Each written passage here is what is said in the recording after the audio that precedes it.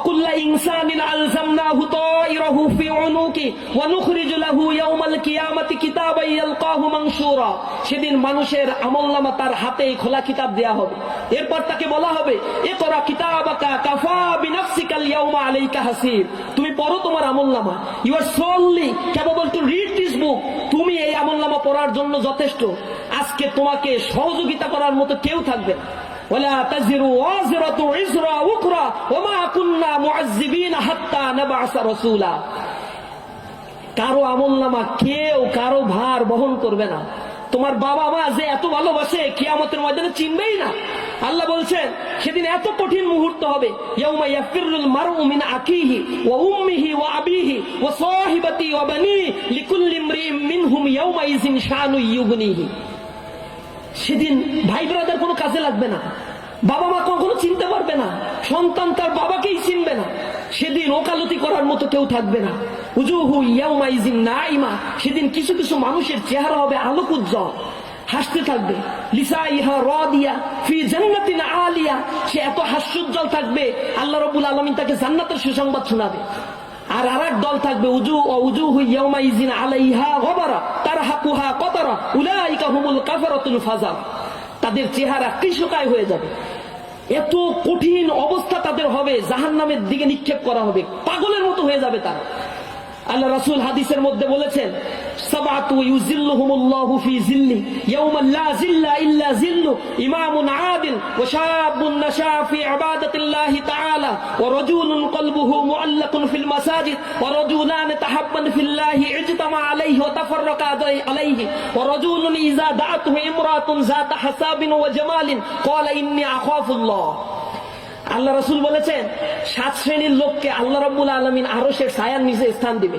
সেদিন আল্লাহর আরশের ছায়া ছাড়া কোনো ছায়া থাকবে না। সূর্য সেদিন 1 বিঘাত উপরে থাকবে, কেউ বলছে 10 হাত উপরে, এর বেশি উপরে কেউ যায় নাই। সূর্য এখন যেখানে আছে বিজ্ঞানীরা বলে তার থেকে যদি 1 ইঞ্চি নিচে নামে তাহলে এই পৃথিবী বসবাসের উপযোগী হবে না, এত গরম হয়ে যাবে।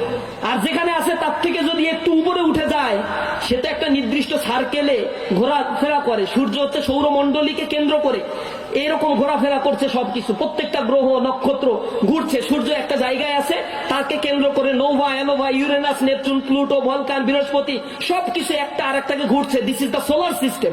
এই সিস্টেম গুলো আল্লাহ রাব্বুল আলামিন তৈরি করে রেখেছে। এটাকে আল্লাহ রাব্বুল আলামিন বলেছেন অকুল্লুন ফালাকি ইয়াসবাহুন। এই যে প্রত্যেকে নিজ নিজ কক্ষপথে অকুল্লু ফি ফালাকি ইয়াসবাহুন পরিভ্রমণ করে, কেউ নাই যে এটাকে আগে পিছে করে দেয়। তো বিজ্ঞানীরা বলছেন যেখানে সূর্য আছে তার থেকে একটু আপ ডাউন করলে পৃথিবী বসবাসের অনুপযোগী হবে, এত হিট হয়ে যাবে এই পৃথিবী। অথচ সেই সূর্য মাথার উপরে থাকবে, মানুষের মাথা টকবক করে ফুটতে থাকবে, জমিন সূর্যের তাবদাহে তামায় পরিণত হবে। এরকম সময় মানুষ ঘরমাক্ত হয়ে শেষ হয়ে যাবে, টেনশনে থাকবে। সেদিন 7 শ্রেণীর লোককে আল্লাহ তার আরশের ছায়ার নিচে স্থান দিবে। 1 নম্বর হচ্ছে ন্যায়পরায়ণ শাসক। 2 নম্বর বলা হয়েছে ওয়াশাবুন নাশা ফি ইবাদাতিল্লাহি তাআলা, ওই যুবক যে তার যৌবনকাল আল্লাহর ইবাদতের মধ্যে কাটিয়ে দেয়। এই সেই যুবকদেরকে আজকে ডেকে ইসলামী ছাত্র শিবির তাদেরকে জীবন দর্শন বোঝানোর চেষ্টা করছে।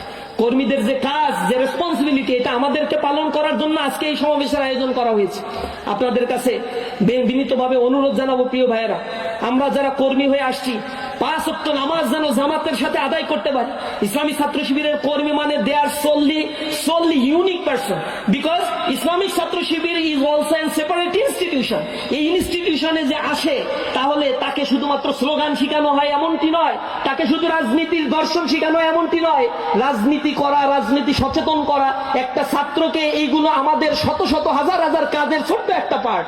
আমরা ছাত্রদেরকে শিখাই একজন ভালো খাঁটি মুসলমান হতে হবে কিভাবে, আমরা ছাত্রকে শিখাই ভালো মেধাবী ছাত্র হতে হবে কিভাবে, আমরা একটা ছাত্রকে শিখাই তুমি পূর্বে তোমার রেজাল্ট যাই হোক না কেন ইসলামী ছাত্র শিবির করেছো, আজকে থেকে তোমার স্টার্ট ফ্রম নাও, এখন থেকে শুরু করতে হবে।